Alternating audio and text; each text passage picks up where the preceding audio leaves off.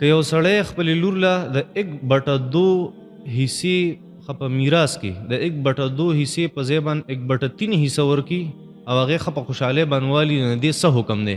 د دې حکم دار چې په قبر کې ستا خیر نشته، هغه خوشاله ده خو تا وسره دوکه وکړه. د هغې چې څنګه حصہ قرآن او حدیث مقرر کړی ده بس هغه شانتي حصہ به وله ورکې، او که تا دوکه وکړه هغه غریبه په دې څه پوهېږي چې دا 1/3 ده که 1/2 ده، او تا په هغې 1/3 باندې وغولوله نو ته تباه کېږي. که هغه خوشحالي او که خوشحاله نه وي خو ته به تباه شي. اسلام کې د جاینټ فیملی څه تصور دی؟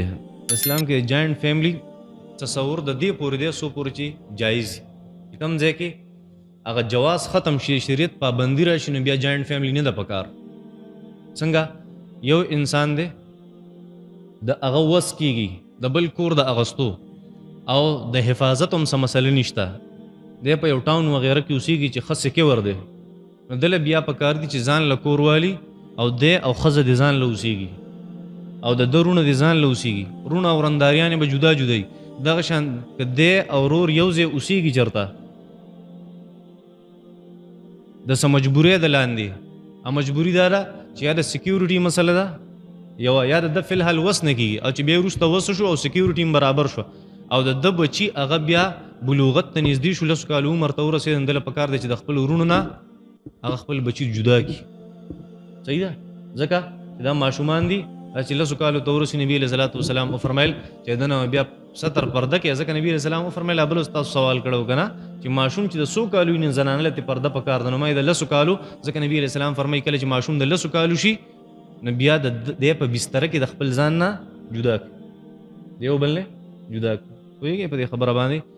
جاینټ فیملی داسې تصور نشته، البته د انسان د هغه چې کم ضرورت دی نو هغې ته به کتلی شي او د هغې مطابق به بیا فیصله کېږي. د مسواک اوږدوالی څومره پکار دی او د کم بوټي مسواک استعمالول ښه او د مسواک فایدې څه دي؟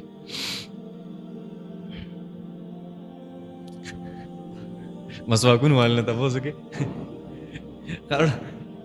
لومبۍ مسله چې د مسواک لمبایي هغه تقریبا یو لیش پکار ده، یو ګز نه یو لیش پکار ده.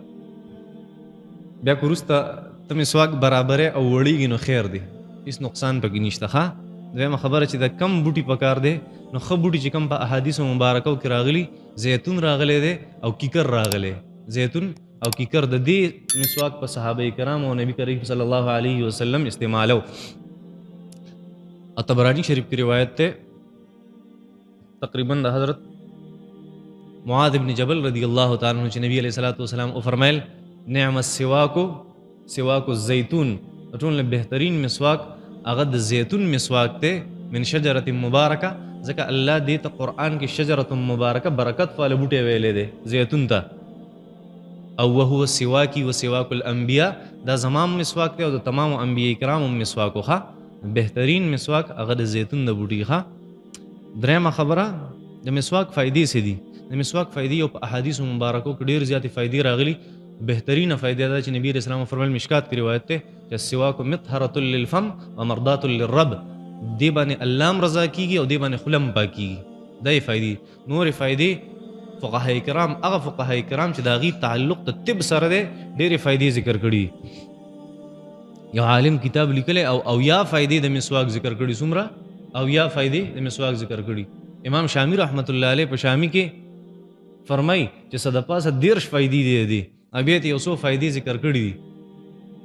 لومبۍ فائدې دا ذکر کړې ده چې د خوله پاکیږي په دې سره. دویم فائدې ذکر کړي چې الله رضا کیږي په دې سره، شیطان پې غصه کیږي، فرشتې پې خوشحالیږي. صحیح ده؟ د انسان د خبرو فصاحت سیوا کیږي چې بلې په خبره پوهېږي. کم چې په خوله کې هغه ټیسټ بډز دي، هغه حصه د خولې چې هغې باندې مونږ ته د ذایقې پته لګي، قوت ذایقه هغه پې مضبوطېږي. او بله عجیبه خبره ده چې سترګو نظر ورسره تیزېږي، غاښونه ورسره پاکېږي. او ناشنا فایده درته ووایم، یو عالم د طب عالم دی، هغه لیکلي دي چې کوم سړی مسواک استعمالوي د برین هیمریج نه کېږي، د سر رګ بې نه شلېږي. او باید ساینس والا وایي یاره کوم سړی مسواک استعمالوي نو که د چېرته اکسیډنټ وکړو په اینو به لت پت شي خو د هډوکې نه خرابېږي. اډوکې به نه ماتي. دا مختلفې فایدې دي د مسواک. ښه غټه فایدې دا ده چې نبي علیه الصلاۃ والسلام فرمایلی حدیث دی چې یاد ساتئ ای زما امته چې ستاسو نه مخکیني خلک بني اسرائیلو د هغې سړو به مسواک نه کو نو زنانو یې زنا شروع کړه او زنانو یې مسواک نه کو نو سړو یې زناګانې شروع کړه. لږ احتیاط کوئ. ښه دا ښه شی دی. مسواک بهترین څیز دی.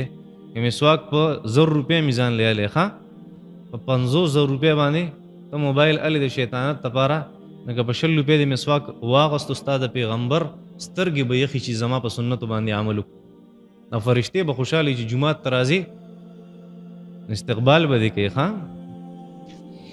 مونږ دا خبره اورېدلې ده مونږ چې دا ټیک ده که ټیک نه ده. وایي چې ستا والد صاحب به وایټ ټیشو پیپر نه استعمالو. آیا دا جایز و که جایز؟ تو اوس بزرګ مه جوړېږه. زموږ والد محترم رحمت الله علیه انتهایی ادب والی انسانو. هغه به زه سپین ټیشو پیپر ځکه نه استعمالومه چې دی یو شانوالی دی د کاغذ سره او زه د کاغذ ډېر زیات ادب کومه. اگر ته وایې چې زه سپین ټیشو نه استعمالوم نو دا خبره دی غلطه ده. ته غیبت پرېږده چېرته د یو بل سره د اختلافات پرېږده. د خور حصه چې دی والې ده دا پرېږده. دا پردی پولي چې وی دا پرېږده.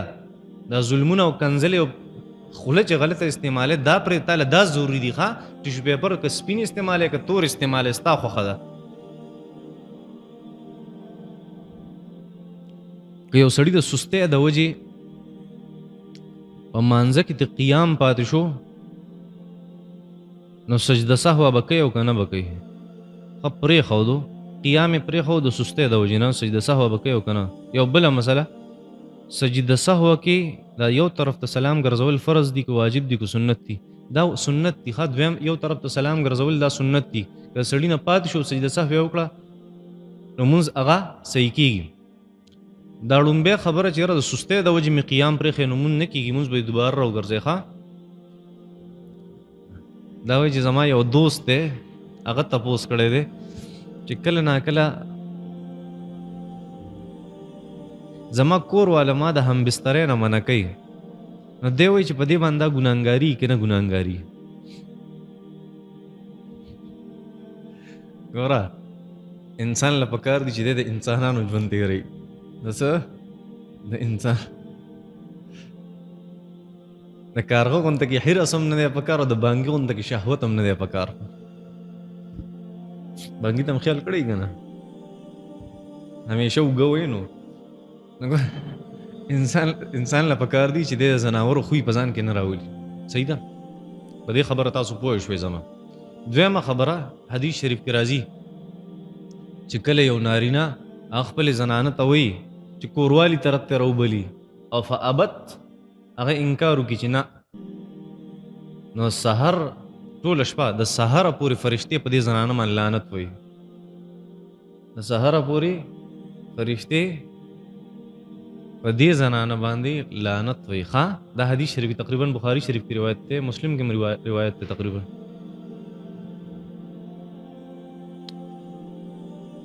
که د سجدو په تعداد کې د سړي شک دي چې دوه مې کړي دي که یوه مې کړې ده دغه شان که شک راشي په دې کې چې دوه سجدې مې کړي که درې نو بیا به دی څه کوي؟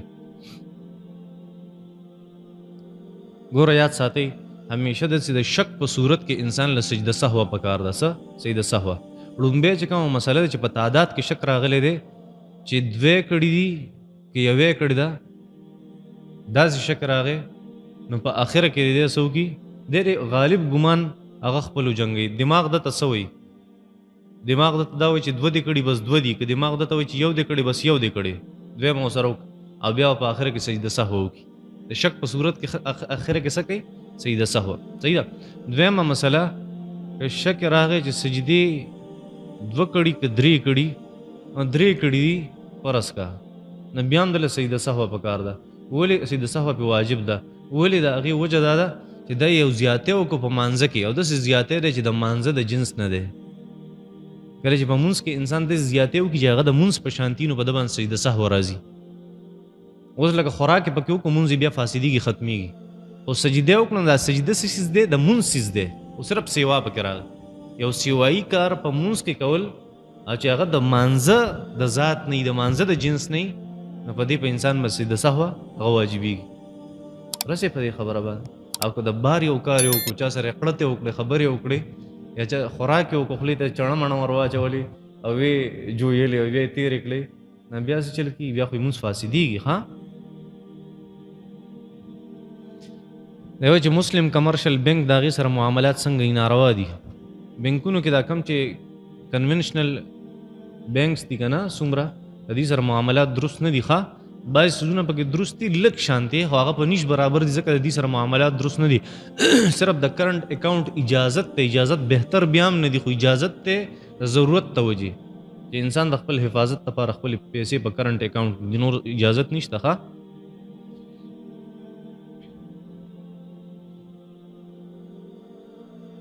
زنانه ډرایوینګ کولی شي که نه شي کولی؟ نن سبا خو د خلکو د یونیورسټو د جینکو فیشن جوړ شوی چې هغه ډرایوینګ کوي. ډرایوینګ خو زنانه دپاره جایز دی خو ضرورت په وخت کې زده کولو موله پکار دي. ضرورت په وخت کې چې په پرده کې بالکل ډرایوینګ کولی شي دا خو روا دي. خو دا روا نه دي چې د یونیورسټۍ نه خپه هغه ګاډي ته وخېجوله او ځان سره په فرنټ سیټ کې خپل بوای فرینډ کېنو مرګر ځان سره کېنو او چکرې دي او هوټلې دي او پارکونه دي دا څیزونه درست نه دي. ښه نو ضرورت لپاره هغې له ډرایوینګ زده کولو هم جایز دي ضرورت لپاره ډرایوینګ کولی هم شي او د فیشن دپاره او دا کم حل چې شروع دی دغه درست نه دي. ښه که د عقیقې دپاره یو سړي څاروی هغه په 9 ورځ باندې ذبح کو خو خلکو له په خلکو باندې بیا یو څو ورځې پس وخوړو نو عقیقه به وشي که نه؟ بالکل به وشي. زمونږ ماشومان کله په سلیټ باندې لیکل کوي نه کله د محمد صلی الله علیه وسلم او د الله جل شانه نوم ولیکي او بیا هغه چې کله مټاوي یعنې صفا کوي نو په لاړو باندې صفا کړي په دې کې ګناه شته که نشته؟ ماشوم نه ګناهګاري خو ته ګناهګارېږي چې تا ورته عقل نه دی ښودلی. ماشوم نه ګناهګاري دا بېادبي ده. ښه د الله جل شانه د نبي علیه صلات وسلام په نوم باندې لاړې پورې کول او لاړو باندې ورانول صفا کول بېادبي ده بېادبي ناروا دي. امام شامی رحمت الله علیه خپل کتاب رد المحتار کې په دې باندې عجیبه بحث کړی دی په دې مسله باندې. نو داسې درست نه دي. ښه ماشوم خو به یا ګناهګارېږي یا نه او غیر مکلف دی خو ته ګناهګارېږي دا عقل ورته ښودل پکار دي چې بچې په سلیټ باندې او په تختۍ باندې او په پاڼه باندې د نبي علیه السلام او د الله نوم ولیکي نو بیا پې لاړې مه پورې کوه. ښه تاسو په یو درس کې ویلي وو چې څاروی په نیمه باندې ورکول دا ناجایز دي. اخر د دې څه وجه ده؟ د دې وجه دا د نبي علیه صلات وسلام منع فرمایلی. نبی علیه صلات وسلام د هر هغې معاملې نه منع فرمایلی چې یو سړي له ته یو څیز ورکړي هغه په هغې محنت وکړي او اجرت هم بیا د هغې نه والي. لکه ته چې کوم مشینان دي جرندې دي هغې ته دانې ویسي او دانې هغه وړه کی تاله او بیا د هغې وړو نه ځان له سیسه علي دا ناروا دي. هغه له به د هغې پیسې ورکړي خو وړه بوله نه ورکړي. منع فرمایلی نبي کریم صلی الله علیه وسلم حدیث موجود دی په دې باندې.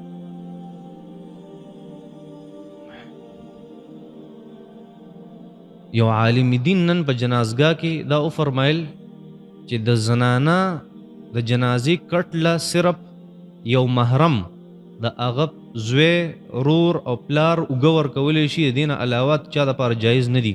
دا خو عالم دین ما ته نه ښکاري چې خبرې هر څوک اوږه ورکولی شي جنازې له. ښه که د خپلو وي که د پردو وي هېڅ ګناه پکې نشته. بعضې کسان چې هغه په قلم باندې لیکلو کې نو قلم بیا د غوږ سره خوا کې کیدي.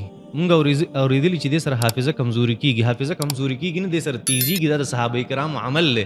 امام سیوطي رحمت الله علیه الاتقان فی علوم القرآن کې لیکلي په هغه ځای باندې کله چې صحابه کرامو به قرآن مجید لیکو که نه نو صحابه کرامو به قلم بیا په دې ځای کې ږدو. دې ځای کې هغه لیکلي چې دا یو مستحب طریقه ده ښه طریقه ده صحابه کرامو طریقه. تیزیږي ورسره ښه کمیږي ورسره نه حافظه. بس وصلی الله تعالی علی خیر خلقه محمد و آله و صحبه اجمعین.